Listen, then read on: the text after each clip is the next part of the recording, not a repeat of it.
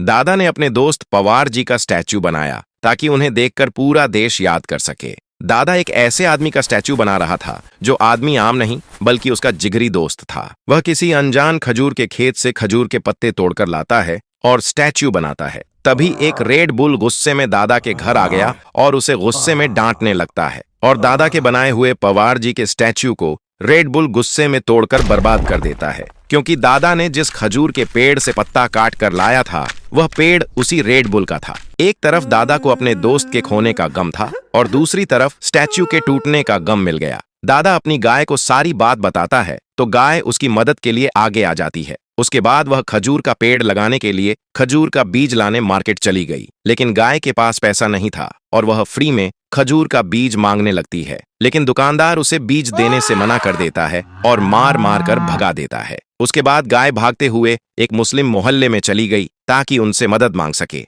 तभी गाय एक मदरसे में घुस गई जहां सभी बच्चे इफ्तारी करने के लिए बैठे हुए थे। गाय बोली, भाइयों मेरी मदद करो और खेत में पेड़ लगाने के लिए मुझे कुछ खजूर दे दो। सभी बच्चे अपनी अपनी इफ्तारी का खजूर निकालकर इकट्ठा करके गाय को दे देते हैं। गाय सभी खजूरों को दादा को दे देती है और दादा इतने सारे खजूर देखकर खुश हो जाता है। फिर दादा ने सभी खजूरों को लाइन से एक एक करके खेत में रोप दिया। कुछ दिन बाद गाय और दादा की मेहनत रंग लाई और खजूर की खेती बड़ी हो गई। खजूर का पेड़ बड़ा होते ही दादा स्टैच्यू बनाने के लिए उन्हें काटने चला जाता है। उसके बाद सारा पत्ता बारी बारी लाकर एक बड़े से मैदान में इकट्ठा कर लेता है। फिर वह अपने दोस्त पवार जी की याद में रोते हुए उनका स्टैच्यू बनाने लगता है। आधा शरीर बन चुका था क्योंकि दादा के काम में उसका साथ बंटाने के लिए उसकी गाय भी थी। और इस बार का स्टैच्यू इतना बड़ा था कि आज से पहले अपने देश में इतना बड़ा स्टैच्यू कभी नहीं बना। अंत में एक दिन ऐसा आया कि दादा ने पूरी मेहनत और लगन से स्टैच्यू बनाकर तैयार कर दिया।